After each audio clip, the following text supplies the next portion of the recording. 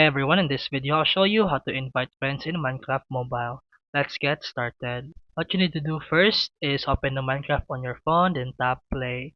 Then choose the world you want to use, or you can create a brand new one. If you're using an existing world, tap the edit icon next to it or scroll down on the left menu until you see multiplayer.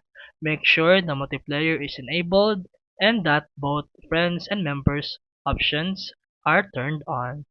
Then once you've checked that, scroll back up and tap play to enter your world. It will begin loading, and once you're inside, you're ready to invite friends.